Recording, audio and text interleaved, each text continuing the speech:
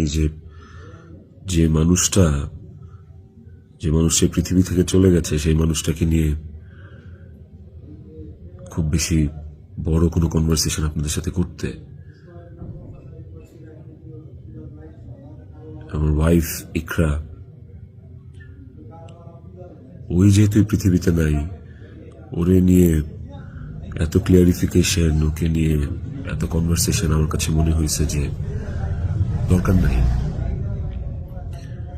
আমি বরাবরই আমার সংসারের ব্যাপার, আমার ঘরের ব্যাপার আমি ঘরে রাখতে পছন্দ করি।